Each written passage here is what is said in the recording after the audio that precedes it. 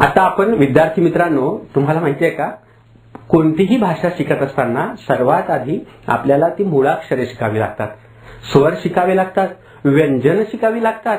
आता आपण सर्वात आधी काय शिकणार आहोत? तुमच्या लक्षात आलं असेल, आपण शिकणार आहोत स्वर. स्वर मध्ये आपण जे स्वर दिलेले आहेत ते आता आपण शिकणार आहोत. बरोबर बरोबर की नाही माझ्या विद्यार्थी मित्रांनो? अगदी बरोबर.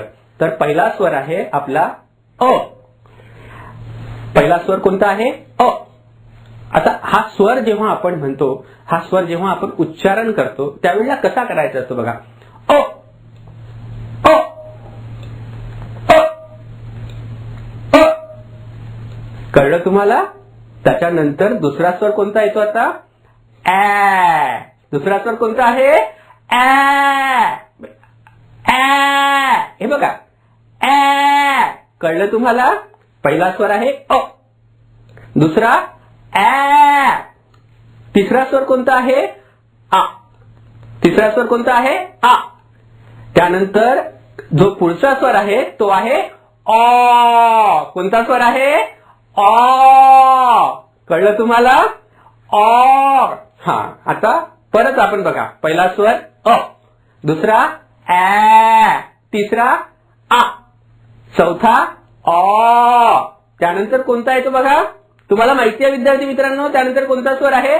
काही विद्यार्थी मित्रांना नक्की माहिती आहे, मला माहिती आहे, पण मी तुम्हाला सांगतो. ई. कोणता आहे? ई. त्यानंतर ई. उच्चारण बघा, ई. कळलं तुम्हाला? त्यानंतर उ. कोणता आहे? उ. परत मोठा उ, म्हणजे हा छोटा उ झाला. आता कोणता येणार? मोठा उ. तो कसा उच्चारायचा बघा? उ.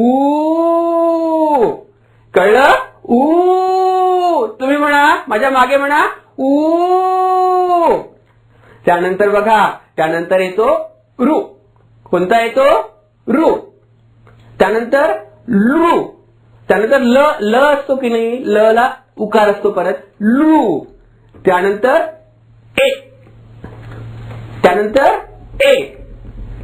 यानंतर माझ्या विद्यार्थी मित्रांनो बघा, आता आपण काय शिकणार आहोत? आता आपलं काय झालं? अ. नंतर ऍ. नंतर आ. नंतर ओ आ. त्यानंतर बघा ई. ई. त्यानंतर उ. उ.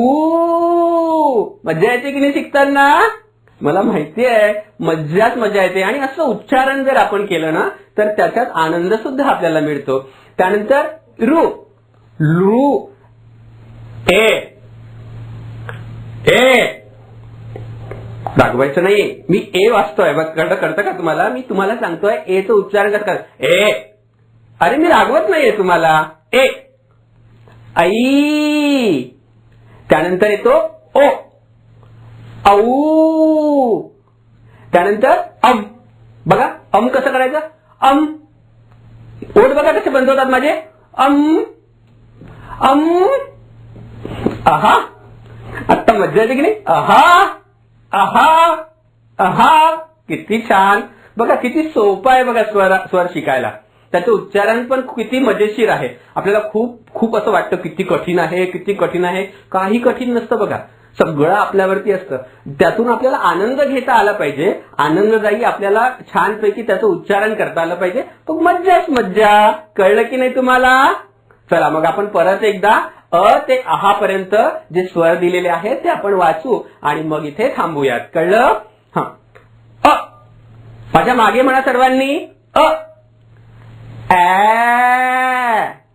आ. अ. ई. ई. उ. ऊ. रू. लू. ए. आई. ओ. औ. अम. आहा आहा आहा. कळलं विद्यार्थी मित्रांनो? आहे की नाही सोपं? येते की नाही गंमत? येते की नाही मज्जा? चला तर मग आपण इथे थांबूया.